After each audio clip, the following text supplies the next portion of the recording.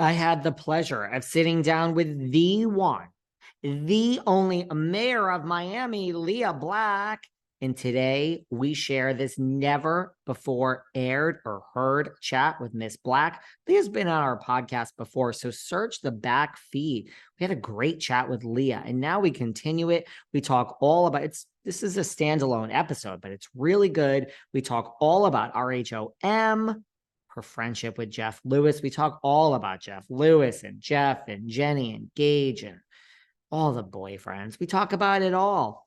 This was recorded sometime earlier, but it's never been before aired, and it's New Year's Day. And what better day than to share this chat with the one, the only Leah Black. Welcome back to 2024. We're going to have a good year here behind the velvet rope.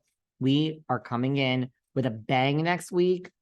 We got some explosions, but just personally, I hope all my subscribers and listeners, Patreons, I hope you guys have a great year. We're going to make 2024 good. Okay. It's just, did anyone have a good 2023? If you did, we're going to have a good 2024. If you haven't had a good 2023, guess what? It's a new year. But now we share this never before aired chat with the one and only Miss Leah Black.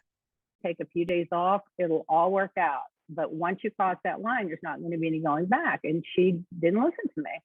Once you go to the network and you involve the network, there's so it's much. Almost like once you sue someone, like me, if you sue me, I might just give you the money and get rid of you, but I'm not going to deal with you anymore because I know you're litigious and I don't want to deal with it. So I think once you cross certain lines, it's just no, you go catch your husband in the bed with another woman. There's no go, there's just to cross certain lines and they don't come back. And I knew if she went to the network, it was going to be a line that she couldn't come back from. I also held him completely responsible and beat him up 1,000 times for the way he talked to her on the show. But the show's called Flipping Out because that's what he does. He does. Yes. And she knows that. So you put yourself in that position. Don't be shocked when he comes at you. That's the show. And it's not an act, by the way. He has calmed down since he had Monroe a lot. He seems like he has. Yes.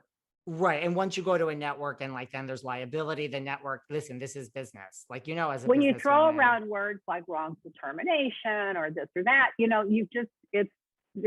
got messy. It got too messy. And I think that, and ultimately that was why they canceled the show. I mean, if I would have been producing that show and they had a falling out like that, I would have called the network and said, let's keep this thing going and make them resolve it. And I would have gotten another season out of it.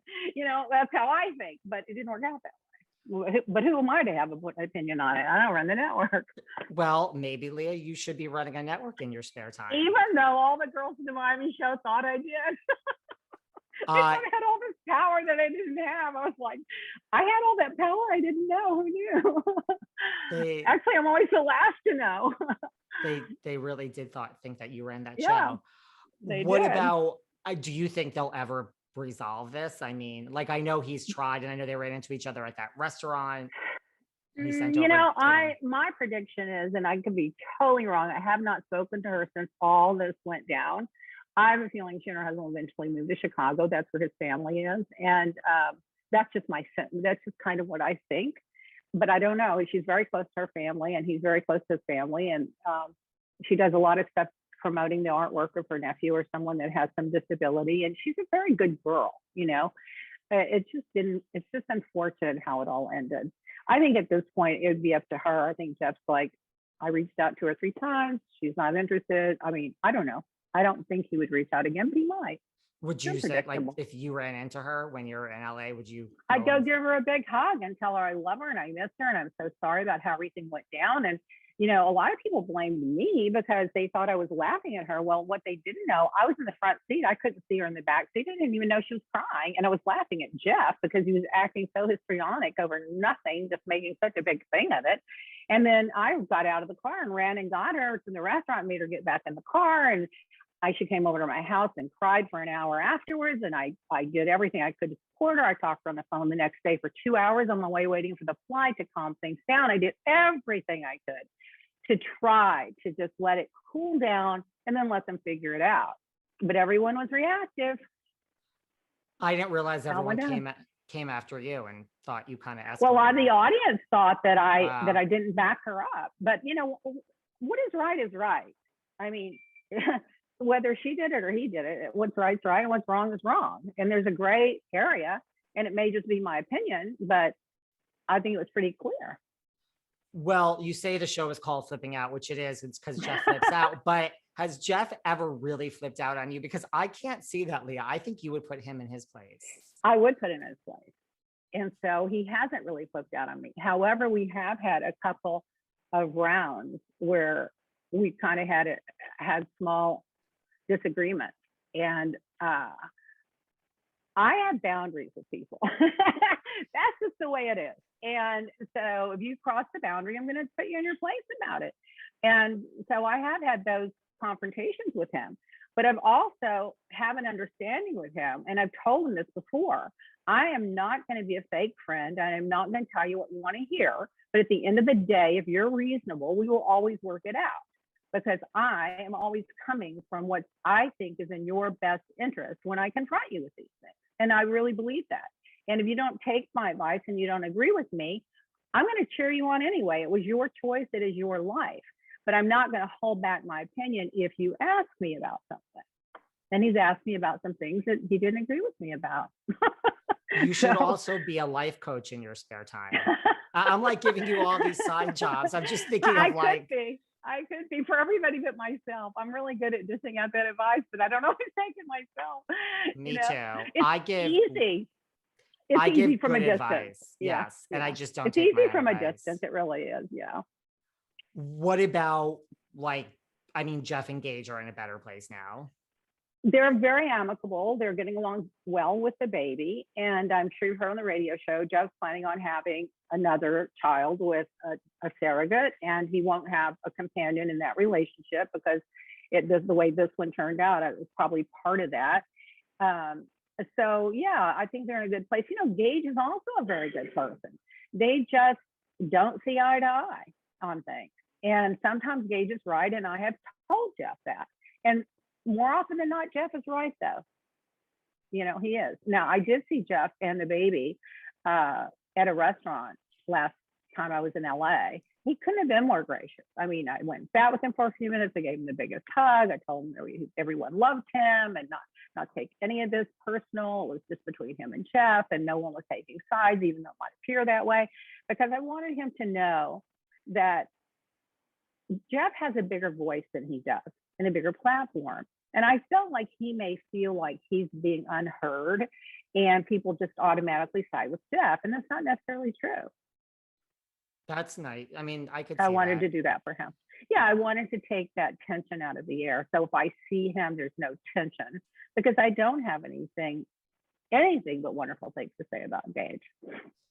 I could see that. See, I mean, I could see you giving very honest advice, and just people could take it or leave it. And you collect them, and then you give them advice. And then, but there's something about just the truth, you know, when they say the truth sets you free, there's really something about that that's true. You know, that's why when people say things about me, and my tagline one year was, I care about a lot of things. What other people think of me isn't one of them. Well, that's true if it's based in the truth. If what you say about me is true and you've made a judgment about it, then I'm good with that. I'm totally good with it because it's true. I did it, or I said it. But if you made it up and it's just a big lie, then I have a problem with it because it's based on a lie. I don't like things to be based on a lie because, you know, then it just starts attracting toxic things and negative things and bad energy. And then everybody's got their point of view and everybody's got their side and everybody's going to be right. Nobody's going to back down. I don't want to be part of that. I don't want that in my energy or in my space in my life. I just don't want it. You must have been really happy for 3 seasons on Miami Housewives.